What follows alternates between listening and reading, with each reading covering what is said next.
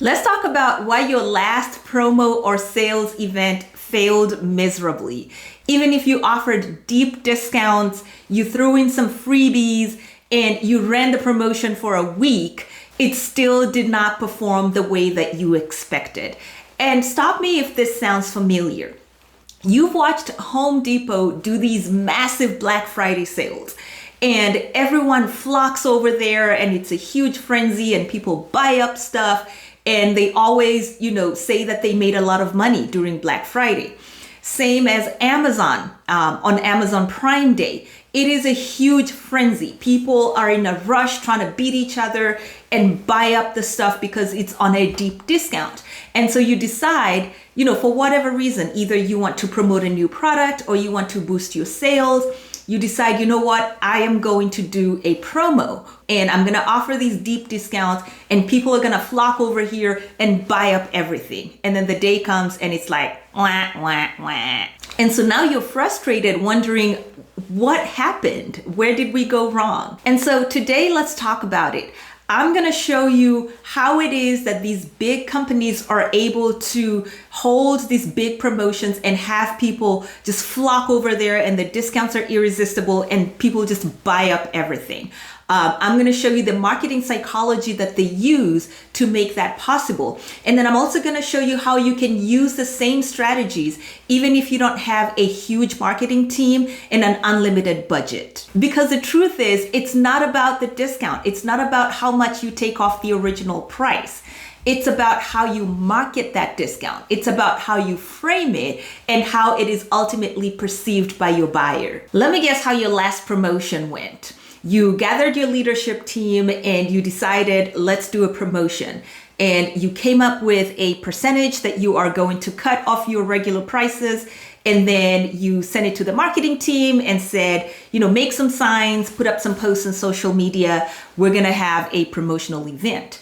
And then you waited for the customers to come in. What happened here is that you copied the tactics that the big brands use. However, you missed their strategy. What you did was announce a price change rather than market a promotion. There's a big difference between those two. When the Home Depot does a promo event, they don't just slap up sales signs. They create an entire event. They give it a name that suggests scarcity and urgency. They create a story around it. They build up anticipation weeks in advance. There's an entire psychological framework around how they advertise and how they market their sales events. And so here's how you're going to make your promotions more successful in the future. For one, stop thinking about announcing a discount and start thinking about launching an event. Instead of just saying 10% off for the next 7 days, think something like, we're doing a contractor appreciation week. We're locking in pre-inflation prices for the next 7 days. You get 10% off on all of your orders. See the difference there? You're not just dropping the price. You're giving them a reason to care. You're creating a story around it. You're creating urgency and scarcity. And now contractors feel like this is a smart thing to participate in. This is something that if I don't participate in, I might miss out and it may never come around again. And that's the psychology to understand there. People don't buy discounts. They buy the story around it. They want to feel like they're making smart decisions. Okay, here's the second point where you went wrong during your last promo that did not go so well. You focused on the discount and not the desire. You put too much emphasis on the price drop and not on what the customers actually want. When Best Buy runs a promo for TVs, they don't just advertise 20% off on all TVs.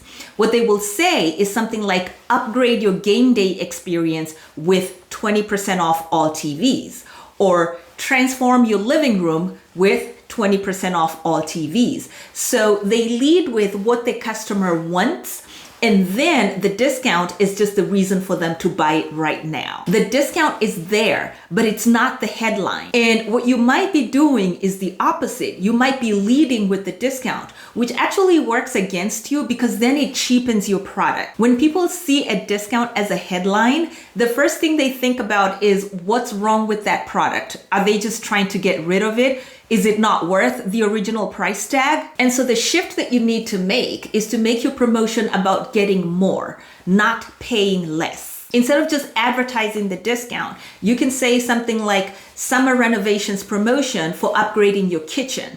20% off all fixtures. People want to buy outcomes and not just discounts. They want their beautiful kitchen finished this summer, and the discount just gives them a reason to justify buying the fixtures right now. Now, if you need help with any of the strategies discussed in this video, if you need help designing your promotions, if you need help designing your messaging to stand out from the crowd so you can sell more and you can grow your business, there'll be a link in the description box of this video where you can contact me and we can talk about how we can partner together to make your business the obvious choice. All right, number 3 is that you made it look fake. Let's talk about urgency, because here is where I see the most mistakes made when it comes to promotions. You run a promotion and you say sale ends Sunday. But then why Sunday? Why not Monday? There's no logical reason. It feels like you just picked a date. It feels like it was arbitrary, and arbitrary feels fake. When big brands create their successful promos, they pick dates that make sense, that tell a story. Black Friday is Black Friday because it's the day after Thanksgiving, and that's a cultural event. That's a cultural moment.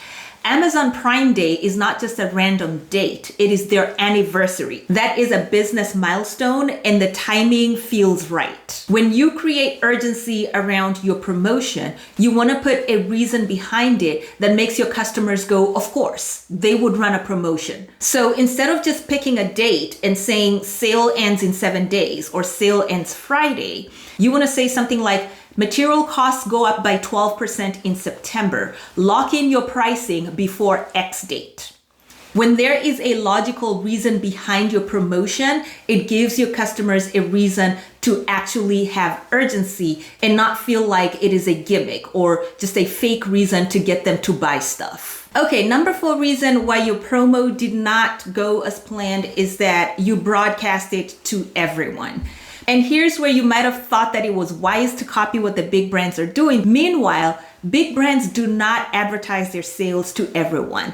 They segment ruthlessly. They make sure that they're advertising their discounts to the customers that are most likely to buy those things, that are most likely to respond and to respond quickly. And they don't use the same messaging or even the same tactics with all customers because they know which customers respond to which messages. And even when you don't have a large marketing team or unlimited resources, the way in which you market your discount, the way in which you deliver the messaging for your discounts matters more than the discount itself. People tend to ignore mass messaging. A 15% discount that is announced in a mass email is going to solicit a different result than a 15% discount that is communicated in person to VIP customers. So here's where you can make a shift next time you run a promo. For your best customers, you want to give them early access and let them know that we wanted to give you access to our Q3 pricing